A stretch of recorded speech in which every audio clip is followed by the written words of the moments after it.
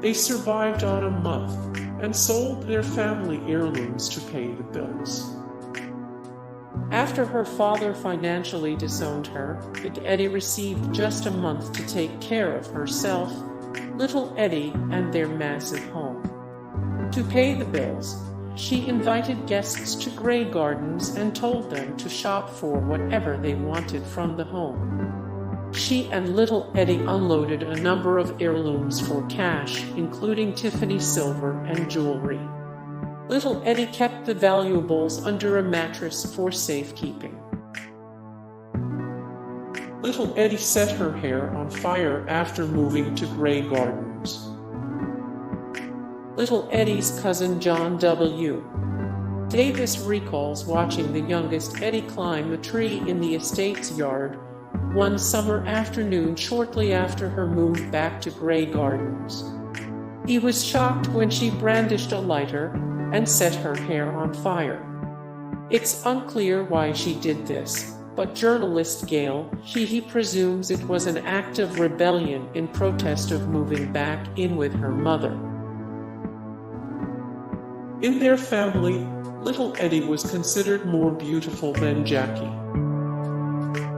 Little Eddie's cousin was Jacqueline Bouvier, who later married John F. Kennedy and became the First Lady of the United States. Little Edie, not Jackie, was considered the most beautiful in the Bouvier family, according to her cousin John H. Davis, author of the book The Bouviers, Portrait of an American Family. About John F. Kennedy, little Edie said, "Jack never liked society girls, he only dated showgirls. I tried to show him I'd broken with society. I was a dancer. But Jack never gave me a tumble." While Jackie's social status rose, little Eddie's fell in equal measure, due in large part to Phelan Beale's determination that neither of the Eddies should be in the public eye. Little Edie recounted a tale of when she modeled for the clothing brand Wretched. When her father found out about the job, he marched up Madison Avenue and put his fist right through Mr. Wretched's window. Before moving to GreyGardens to care for her mother, little Edie had a promising acting career.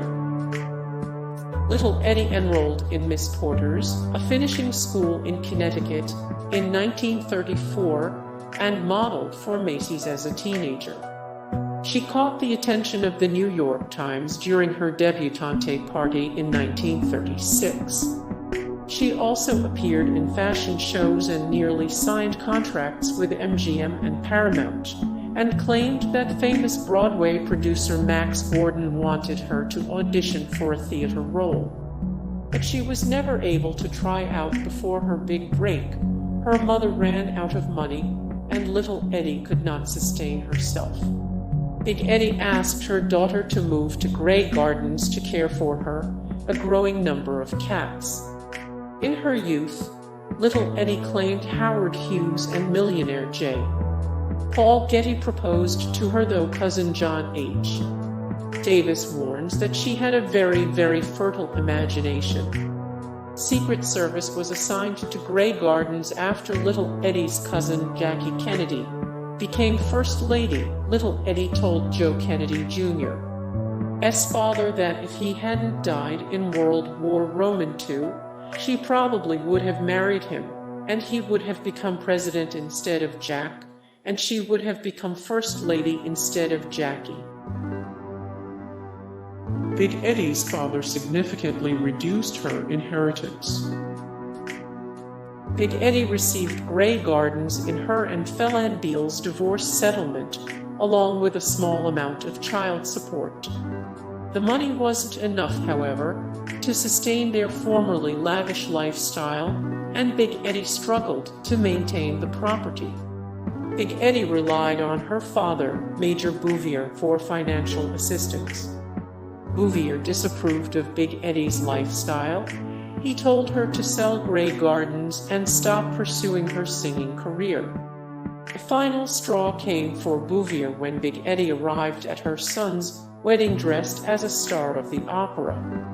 Bouvier reduced Big Edie's inheritance of his zero estate to zero. She became depressed and could no longer afford to send money to little Edie, who was living in New York at the time. Phelan Beale ran off with a younger woman, leaving Big Edie without money.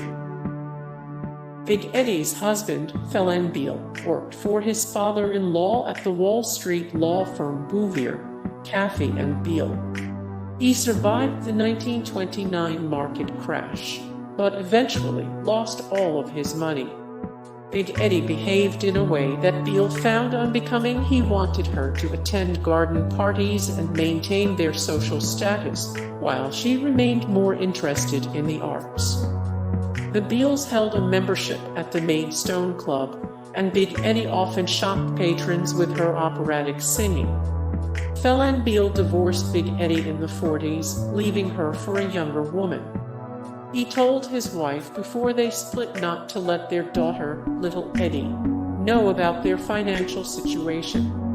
He wrote, "She will think we're at the poorhouse. It will rob all her joy." Before she lived in Squalor, Big Edie was a wealthy child prodigy. Born into a wealthy family, Big Edie's father worked as an attorney and judge, making his fortune on Wall Street. Her mother's side of the family, meanwhile, became rich in the pulp and paper industry.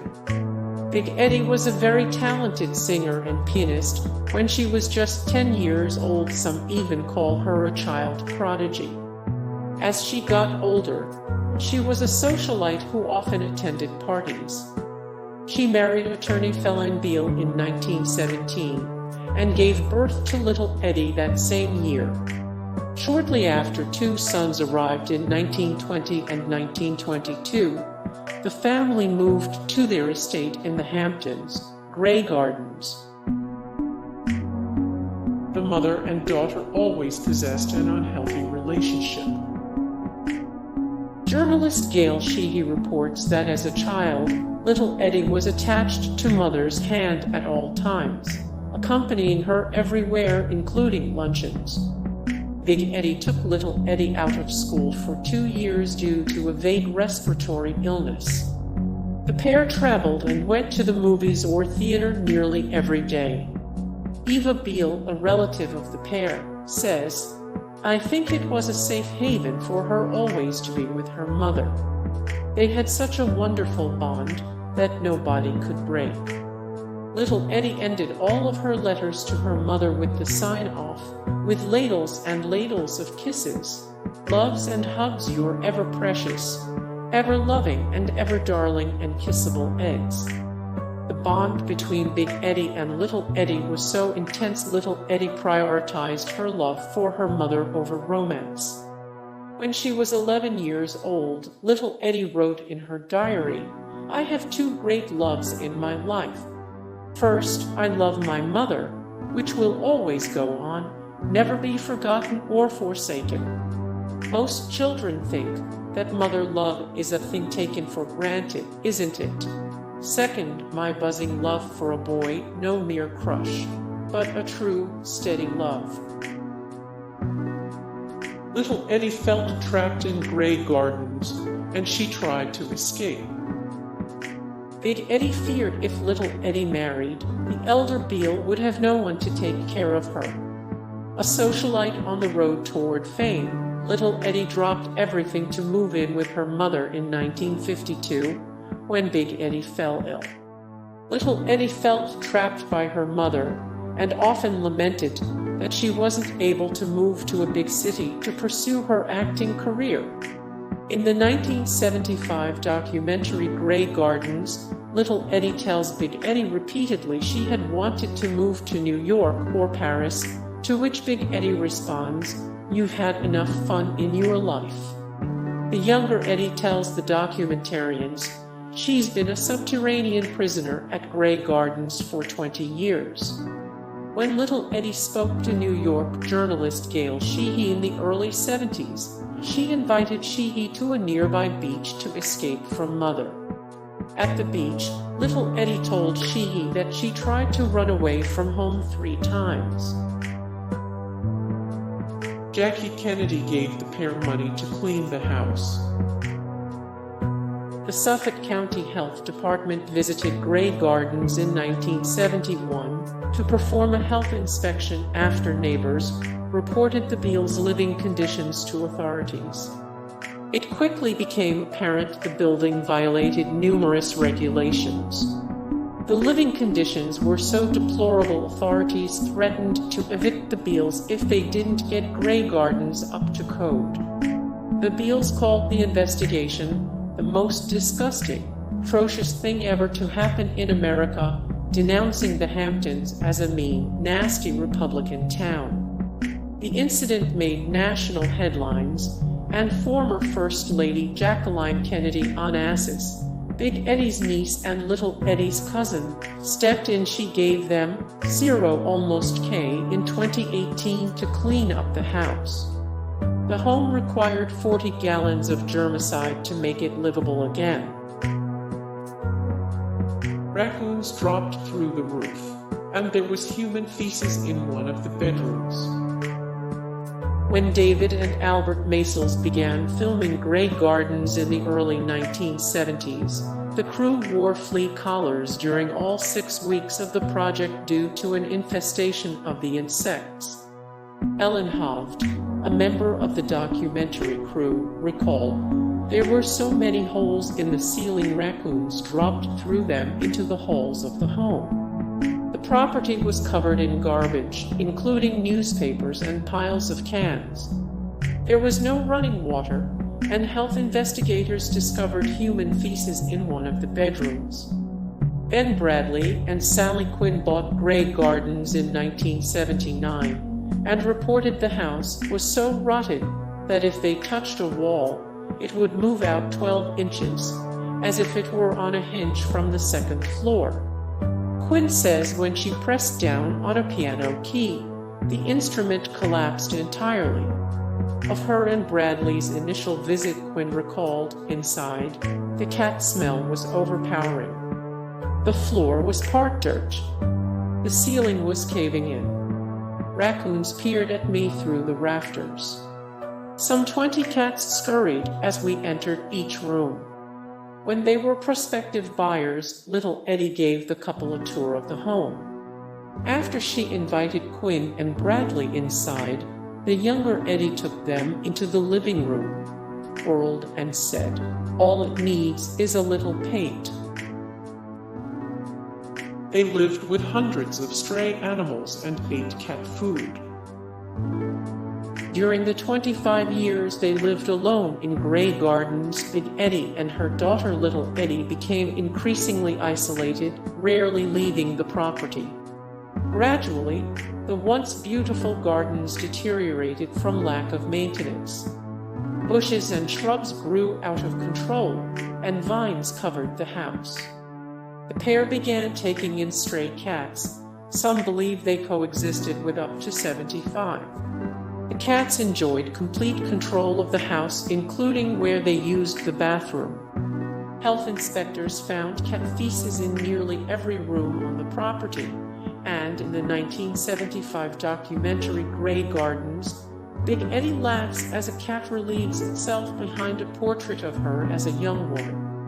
When Ben Bradley bought Grey Gardens in 1979, he reportedly found 52 dead cats.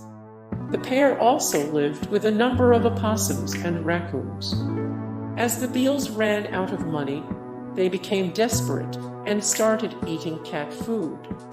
When New York journalist Gail Sheehy visited Grey Gardens, she reported that little Edie spooned cat food from a can, shaped it into a mound, and topped it with lemon garnish.